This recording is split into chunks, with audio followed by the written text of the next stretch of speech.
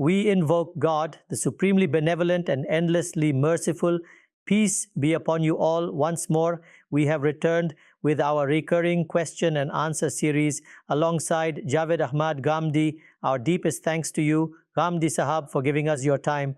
Previously, we had gained some valuable insights from you about the land of Palestine, including about its religious, historical, and political significance, its current standing, as well as the historical developments across various periods. We then transitioned to discussing the contemporary global position of Muslims in the current political landscape and the transformations occurring on the global front. What is the current position of Muslims regarding this matter, and what capabilities do they currently possess in this context as matters stand on the world stage? Could you kindly link our previous conversation to this topic and elaborate for our viewers? You have also mentioned the dynamics of the rise and decline of nations. You address the factors that contribute to their advancement and those which leading to their deterioration. We had arrived at the conclusion that the age of conquest has ceased to exist. By this time, global powers had been forming empires through conquests. But now this period had come to an end.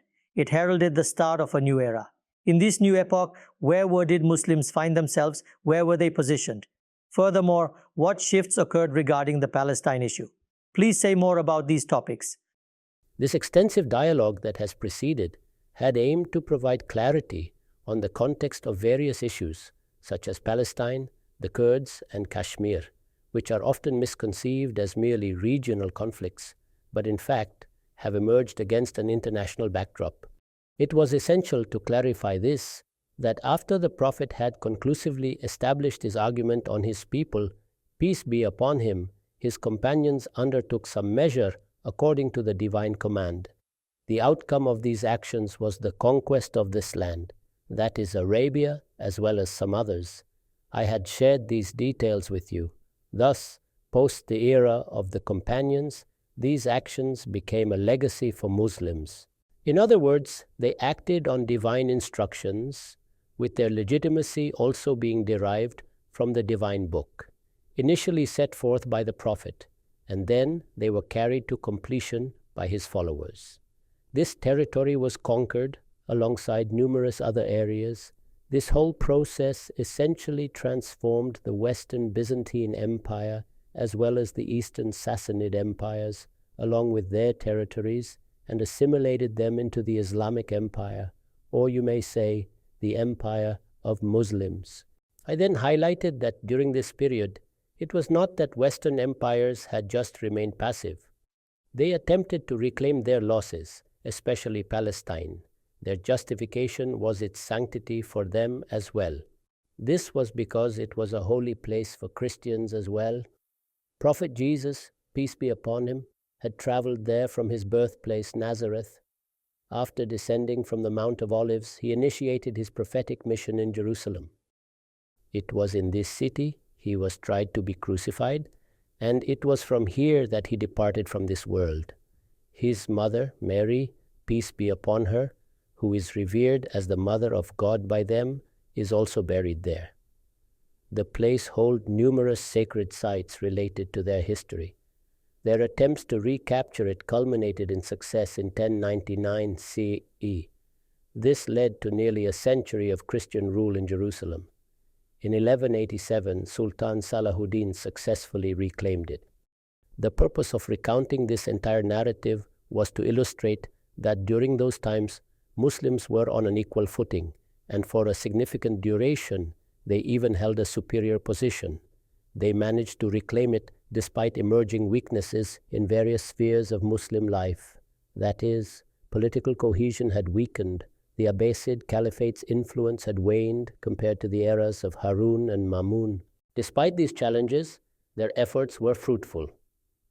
In numerous parts of the vast Muslim empire, monarchical rule started being established, meaning some regions which were erstwhile parts of the empire had become autonomous, though a form of political unity was still symbolically or religiously acknowledged under the caliphate.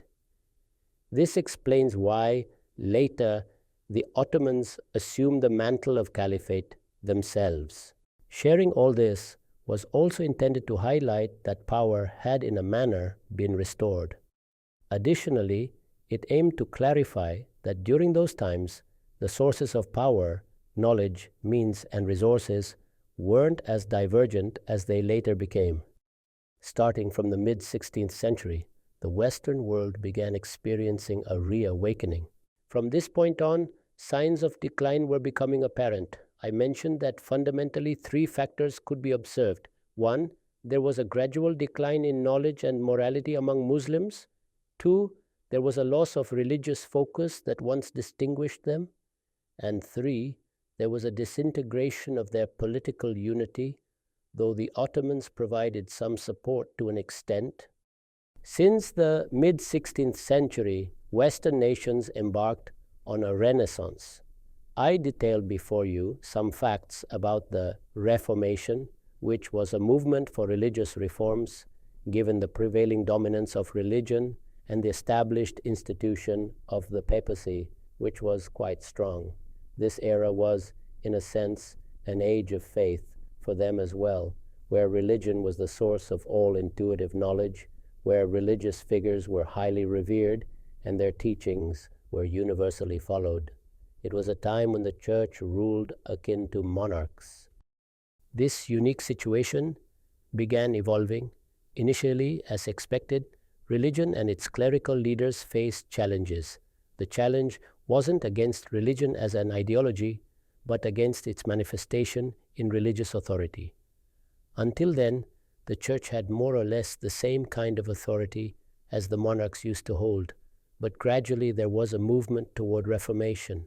The first thing that happened was that the church and the people representing it, the clergy, started being challenged. Religion wasn't challenged qua religion, but in the manner it used to manifest in the power of the church. I had mentioned that Germany was the primary center of Reformation movement. Following this, the Renaissance emerged. The Renaissance signified the revival of sciences, the search for the foundations of knowledge. The West tried to re-establish connections with Greece.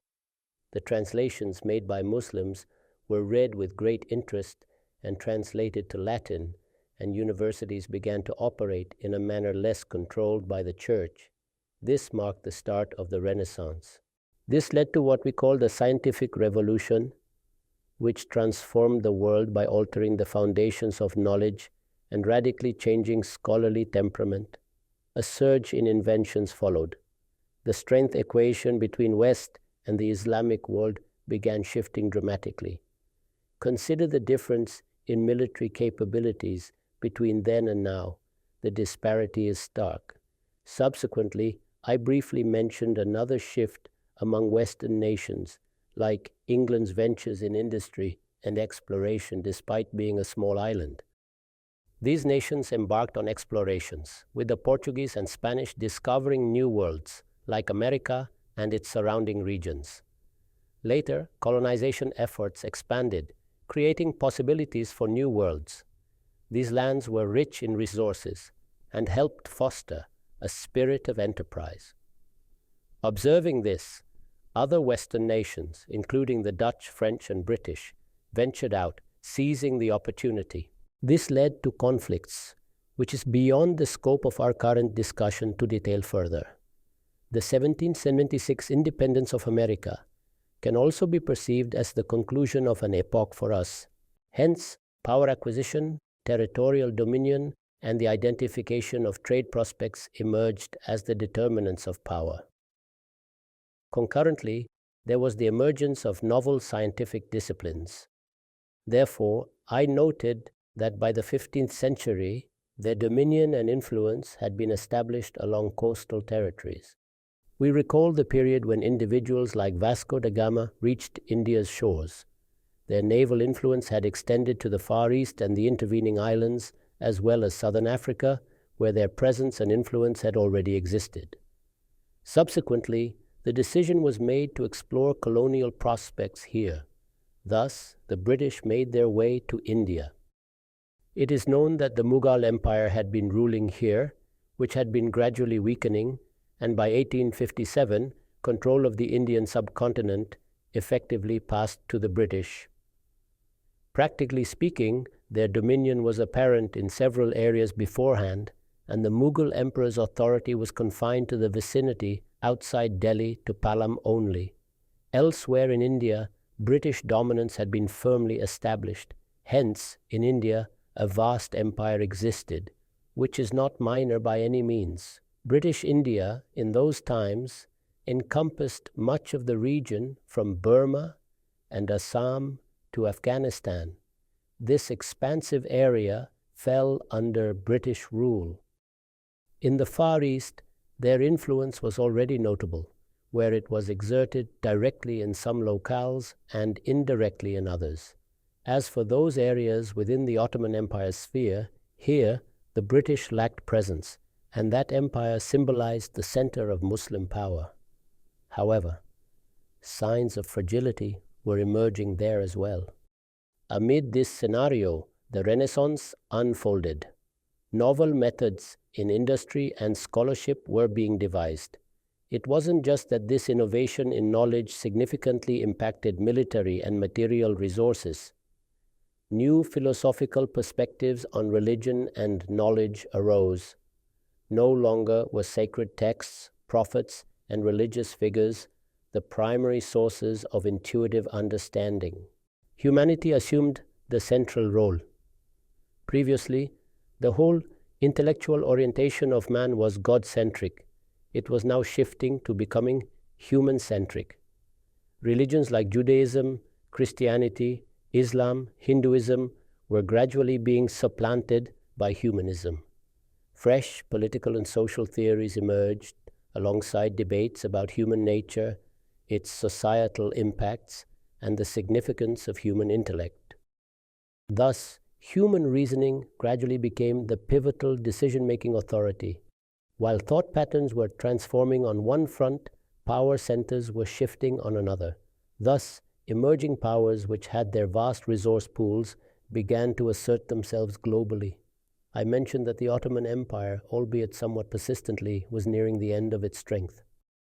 Yet Western nations did sense an internal challenge. This wasn't prompted by any external opposition from India, the Far East, or the Ottoman Sultanate. Rather, the initiative came from Germany, initially sparked by Austria and Hungary. This internal challenge led to the onset of the Great War. The buildup of the First World War was characterized by a complex web of alliances. There were the Allied powers on one side, which included Britain, France, Russia, Italy, and Japan, with America joining in the final year. And opposing them were the Central Powers, namely Germany, Austria, and Hungary. And then, at one point, Turkey or the Ottoman Empire also joined them. This alignment marked the advent of the New World. We should pause to reflect on these issues. So when did this New World emerge? It resulted from these developments. You would know that Muhammad Ali Jauhar penned a series of articles titled The Choice of the Turks, which was a reflection on the decisions that the Ottomans had to make. They could have sided with the Allies or remained neutral.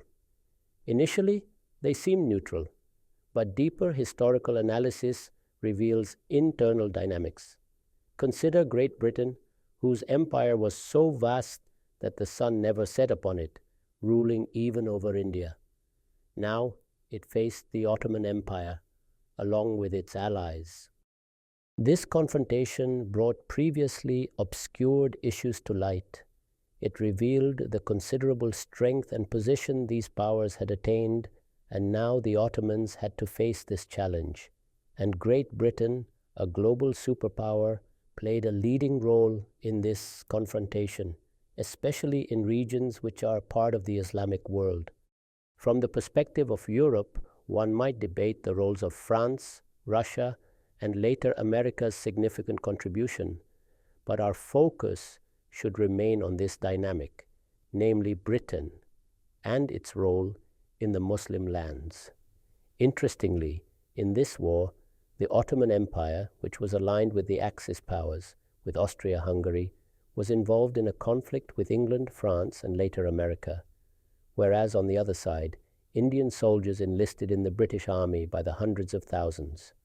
This was the scenario then, and then the war finally culminated in their defeat. It began in 1914, and concluded in 1918.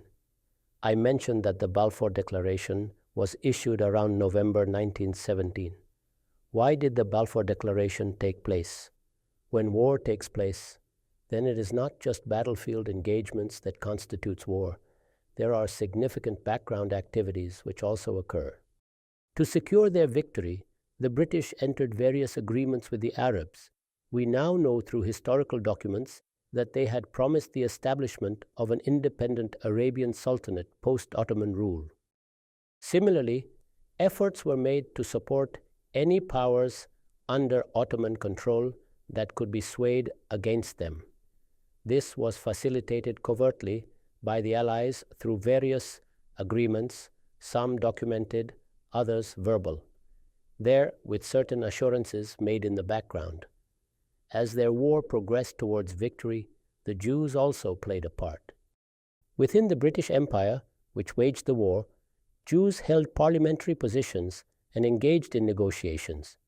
At this juncture, a declaration was made for the Jews, in which promises were made paralleling similar promises to the Arabs. The declaration was that upon victory, a national home for Jews would be established in Palestine. This term, national home, was unusual. It suggested something less than a state. When viewed through the lens of contemporary nation-states, even then it appears to be quite a peculiar concept. Nevertheless, in November 1917, the Balfour Declaration was announced. It wasn't about deception or fraud, which is common in wartime backgrounds. Treachery and deceit continuously occurred. Agreements are made, each party deceiving the other as they feel necessary. Such actions are typical in war, and they proceeded accordingly. Part of war is deception, so these kinds of things do happen, and they also engaged in them. Upon achieving victory, they began fulfilling their promises. The League of Nations was established by the victors. They had recognized the threat of internal challenges. It was a response to the domestic turmoil triggered by Austria, Hungary, and Germany, which led to a catastrophic war. This conflict resulted in the loss of tens of millions of lives, leaving countless widows and devastating the European economy. Consequently, they were compelled to cease their activities across various nations. So now, how something like this could be prevented in the future to ensure the newly formed states remained under their influence and something like the Great War wasn't repeated, the League of Nations was founded. Subsequently, all agreements and treaties they had brokered were handed over to this body. Thus, they aimed, as the era of creating sultanates and extending dominions was concluding, such as in India or in certain African nations where France dominated Algeria, or their attempts to establish control in the Americas. It was no longer feasible to continue colonization on the old method. Hence, a global framework was proposed to sustain their dominance, which was meant to adapt to the changing landscape and new ideologies. Now, what were these new ideologies? The world was gradually embracing the principle of non-aggression towards territories. It led to the 1928 international consensus that no territorial conquest could be deemed lawful. Naturally, territories needed to be defined. How would these territories be delineated? The concept of national states was to emerge, where countries were defined by their respective nationalities. What would constitute these national identities? Would race or territory be the basis? Racial segregation was impractical, as diverse races had settled globally. Consider India. Were only Hindus, Kshatriyas, Vaishyas, or Brahmins inhabiting it? The world had undergone profound changes.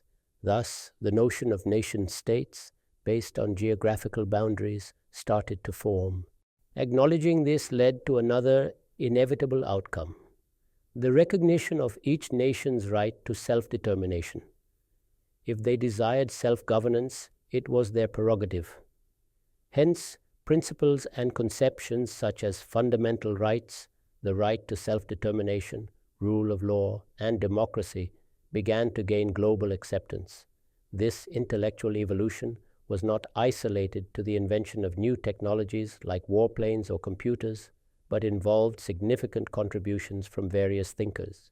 Just as religious ideas are debated within our communities, so too were these concepts scrutinized and developed in the West over centuries. All this contributed to the formation of this new world order. Social sciences also advanced. Alongside the social sciences flourished. This led to the embrace and spread of new ideologies globally. Now imagine someone speaking out against democracy, the rule of law, or the right of nations to self-determination. An immediate widespread backlash would ensue. Or against human rights. Similarly, opposing fundamental human rights, which later became integral to the UN Charter, and now every constitution upholds them. The judicial system is grounded in these principles. It would reject any constitutional laws that contravene human rights. These concepts were evolving. Thus, the development of these ideas, alongside covert dealings and the status achieved through victory, opened the door to establishing a new global system. Efforts were made to create this system, during which the League of Nations assigned Britain the mandate. This meant that now on Britain's intention was not to annex Palestine or Arab territories into its empire, but it wanted to grant them the freedom referred to as independence. So the implication of this mandate was that this nation should now get ready to run its own affairs autonomously. Britain was tasked at the international level with this duty to prepare Palestine, so to speak, for self-governance. This international system wasn't flawless. Rather, it was crafted by the victorious powers. Under this system, since the 1917 declaration to establish a Jewish national home in Palestine, Britain actively worked to create favorable conditions for Jewish immigration. Initially, their numbers were few, only in the thousands. Perhaps at maximum, there were about 100,000 of them, but efforts continued to increase their population for a feasible national home. The challenge faced initially was encountered again with the onset of the Second World War, and there again, Germany played a central role again, and the alliances started shifting. Now it included Japan as well, and Italy under Mussolini also aligned with Germany, which had switched sides from the First World War. This war also resulted in victory for the Allies, just like the previous war, and this led to the dissolution of the League of Nations and the establishment of the United Nations. Now, the summation of all this is that this new international system wasn't created by a consensus of all nations or on universally agreed principles. None of these things happened, but rather it was the construct of the victors of both of these wars. Thus, traditional forms of conquest and territorial control would be discontinued. They wouldn't continue with them, but instead would replace it with a different kind of dominance. This new world order positioned Muslims, among others, as the defeated, living under the system established by the victors. Here, I had made that statement, at which some people expressed amazement, that we used to be victors, but now we became the vanquished. So we, as the vanquished, are living under a system built by the victors. This reality contrasts with the notion of sovereign independence as claimed by many nations. This is nothing. None of this holds true. An international framework is being crafted, grounded in principles derived from social and cultural studies, which the victorious powers have adopted. I'm not suggesting these principles are flawed. They are open to critique, acceptance, and disagreement. Yet, they aren't the product of thorough deliberation, crafted by just and insightful thinkers, leading to the United Nations creation. Thus, the veto power was reserved.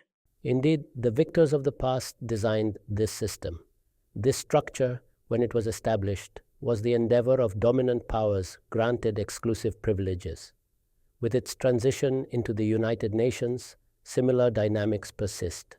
Are there powers outside this system capable of challenging the victors? Have Muslims or any other nation developed such capability? The 5 permanent members essentially govern the world, and based on resources, knowledge, and collective ethical standards, the benchmarks for nation supremacy. It is these five powers which are controlling the global order. In this regard, now to debate who was deceitful or who betrayed who is futile. Were the opinions of the Palestinian people considered, or were they treated as mere objects? This is the victor's way. Before this, previous conquerors didn't even inquire. They enslaved people? In the past, enslavement was common.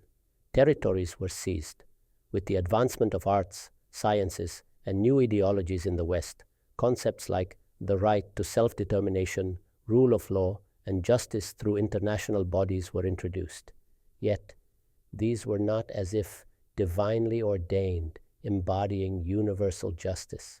They were the victor's resolutions, and here the preservation of their status is paramount, while creating a system for the defeated, and the Muslims experienced the greatest impact.